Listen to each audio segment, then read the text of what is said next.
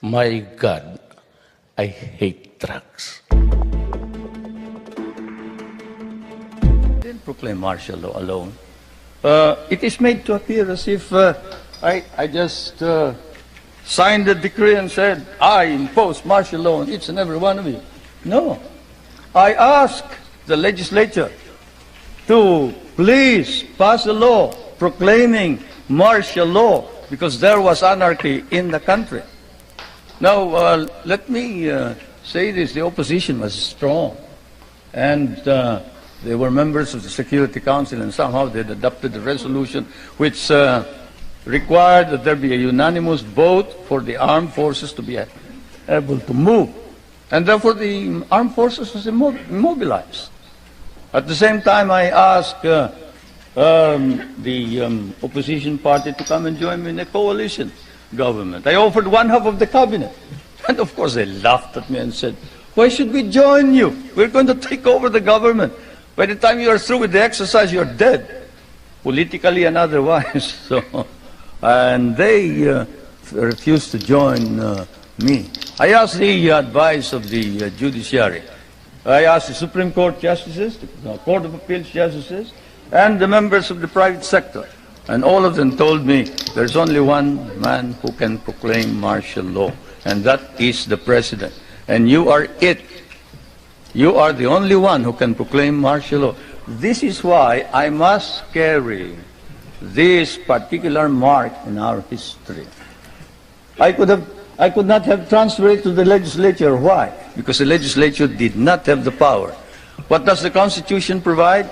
The President shall be the Commander-in-Chief of the Armed Forces of the Philippines, and he may order the armed forces out to quell any disorder, riot, rebellion, invasion, insurrection, and in case of invasion, insurrection, rebellion, or imminent danger thereof, when the public safety requires it, he may suspend the privilege of the writ of habeas corpus or proclaim martial law throughout the Philippines or any part thereof.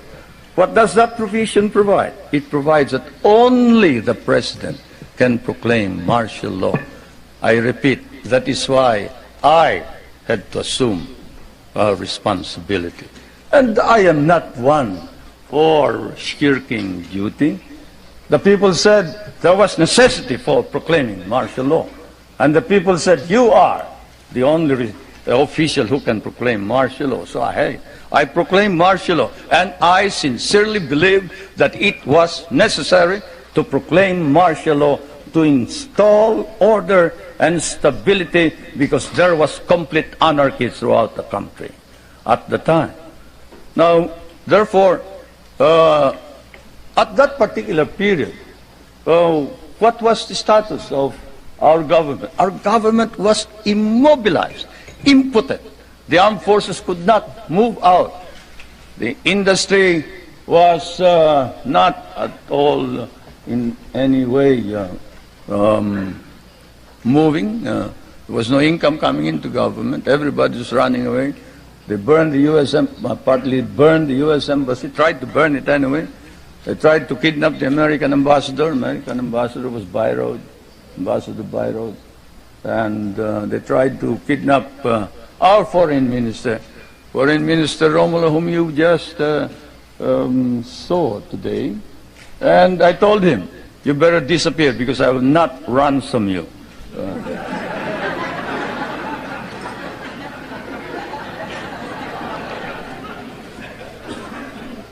But whatever it is, they burned the Manila International Airport, they bombed the Supreme Court, they bombed the Constitutional Convention, they bombed the City Hall, they burned part of Malacanang Palace, they attempted to kidnap my children, they attempted to kill the President 8 times.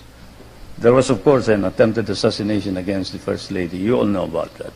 And this required that I immediately act on it, and so I did. Now, we established land reform. We were fighting a group known as the Hukbalahap, Hukbong Nagpapalaya ng Bayan. It was socialist inclined.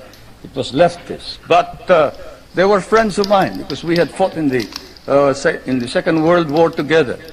And so I approached them and I said, look, I'm going to establish land reform.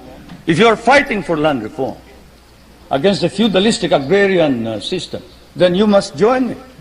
And they did. I want to introduce to you the leader of that rebellion, who is now present and is a part of the government, Mr. Luis Taruk.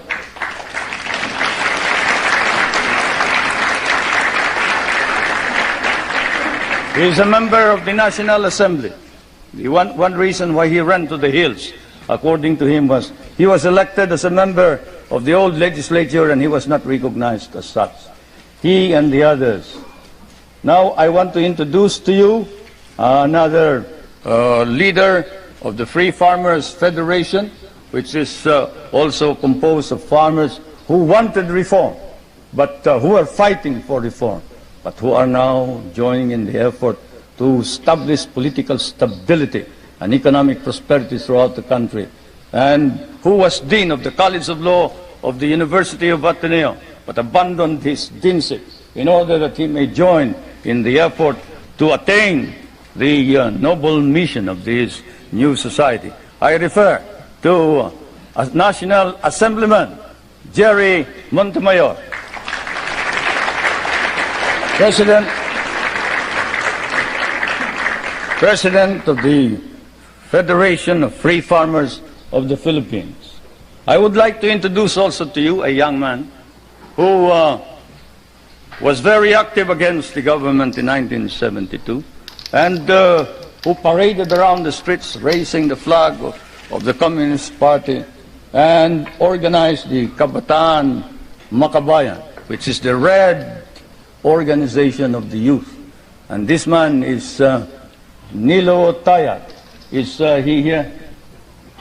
Anyway, he is somewhere around here.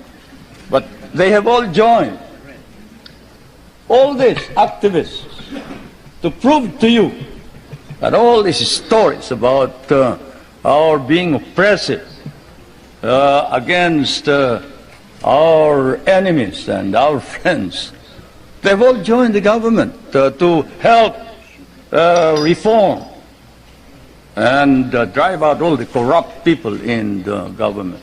We have an ombudsman. We are the only country with an ombudsman. You know what an ombudsman is? He is the officer who watches over the corrupt officials of government, and this man has charged more than 1,000 officers and employees and sent most of them to jail. Is Justice Pamaran here? He must be somewhere around. Where's Justice Pamaran? There he is. There's the ombudsman.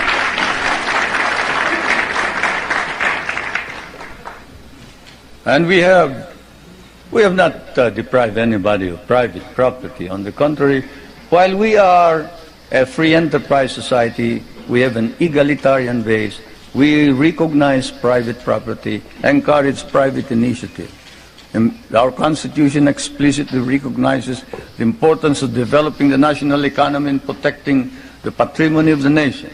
In line with this, a National Economic and Development Authority has been created for the purpose of planning and coordinating economic development plans. I chair that Economic Development Commissioner.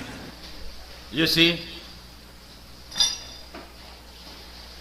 So napakinggan po ninyo full coverage ng speech ni Marcos before the international media.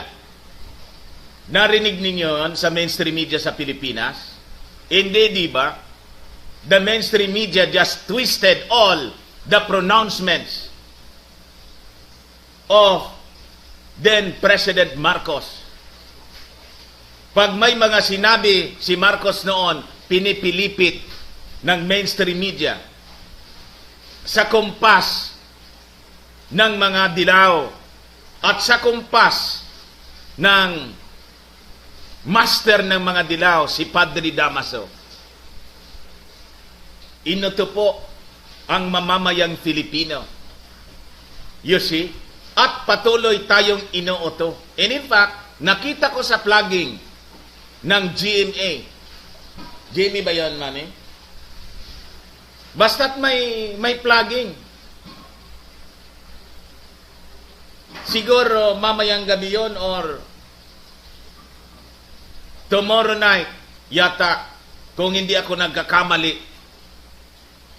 may documentary sila about the horrors daw of martial law. The intention of the documentary is very clear. Para patuloy na siraan ang mga Marcoses.